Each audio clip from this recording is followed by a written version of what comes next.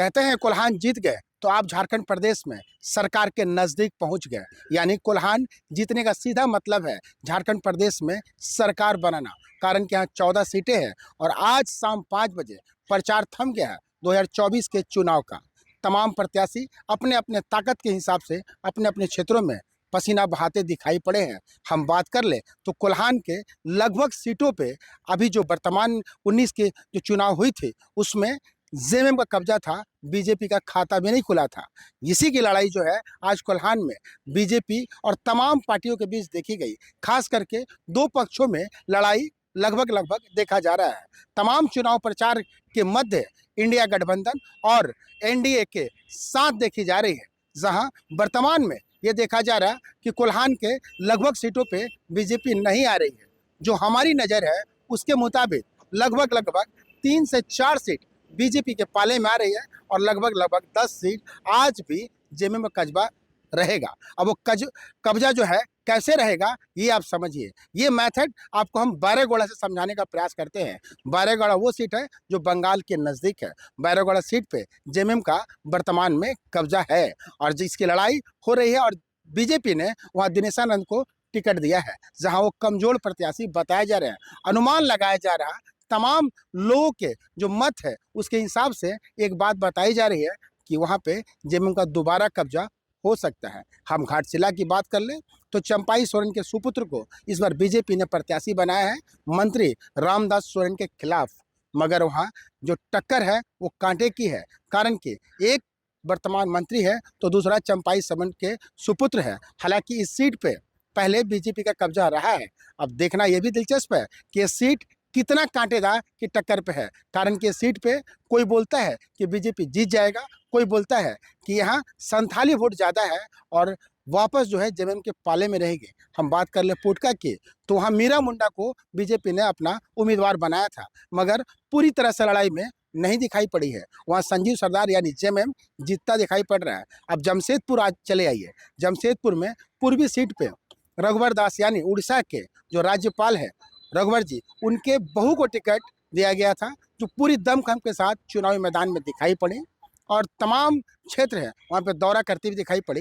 जहाँ दूसरी तरफ डॉक्टर अजय को कांग्रेस ने अपना प्रत्याशी बनाया था, मगर लड़ाई सामने सामने की नहीं है। कारण कि एक निर्दलीय उम्मीदवार भी है वहाँ पे, तो इस कारण से अनुमान लगाया जा रहा है कि शायद हो ना हो बीजेपी इस सीट पे बाजी मार लेगी।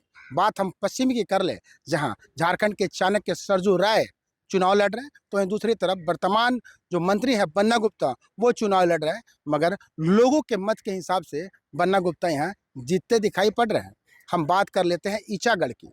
ईचागढ़ वो विधानसभा है जो रांची लोकसभा के अंदर आता है, जहाँ सविता महतो एक तरफ है जेएमएम से, दूसरी तरफ हरेलाल चुनावी मैदान में आंसू के टिकट पे।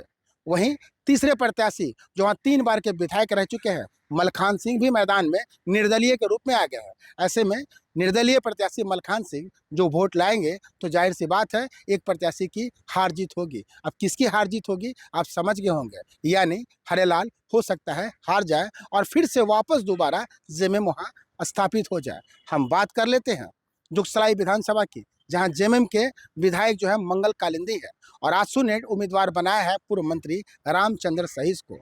बीजेपी से गठबंधन होने के कारण उम्मीदें ज़्यादा है कि रामचंद्र सहीज जीत जाए। वहीं हम पश्चिम सिंहभूम की बात करें तो 6 सीट पे लगभग लगभग जेएमएम दिखाई पड़ता है, एक सीट को छोड़ करके। वो कौन सा सीट है? गीता कोड़ा की सीट है। वही गीता कोड़ा है जो लोकसभा चुनाव हारी थी, मगर इस बार गीता कोड़ा जीतती दिखाई पड़ रही है। हम बात खरसुआ की कर लेते हैं। वहाँ जेएमएम के विधायक हैं और वो भी चुनाव मैदान में है दशरथ गगराई, जो जीतते हुए दिखाई पड़ते हैं। तो कुल सिनेरियो में आप एक लाइन में एक बात समझ सकते हैं कि लगभग सीटों पे जेएमएम का कब्जा दिखाई पड़ता है 2-3 सीट छोड़ करके, जैसे गीता कोड़ा की सीट है या फिर जमशेदपुर पूर्वी की सीट है जो बीजेपी शायद जीत जाएगी।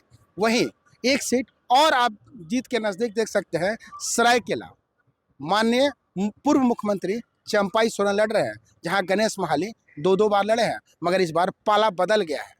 जो पहले जेएमएम का था अब बीजेपी का हो गया है और जो बीजेपी का था वो जेएमएम से लड़ रहा, यानी गणेश महाली अब जेएमएम से चुनाव लड़ रहे हैं और बीजेपी वहाँ जीतती दिखाई पड़ती है। तो इस तरह 3 सीटों पे लगभग लगभग या एक सीट और हम कह सकते हैं अपनी समझ के हिसाब से कि शायद हो सकता है कि घाटशिला सीट पे बाबूलाल सोरेन कब्जा जमा ले, तो लगभग 3 से 4 सीट बीजेपी को आती दिखाई पड़ रही है। वहीं एक सीट जो है बीजेपी आसू गठबंधन यानी जुगसलाई विधानसभा रामचंद्र सहीस को मिलता दिखता है। तो कुल लगभग मिला जुला के 5 सीटें हैं जो एनडीए गठबंधन के पाले में जा रही है। वहीं लगभग 9 सीट जेएमएम के पाले में दिखाई पड़ रही है।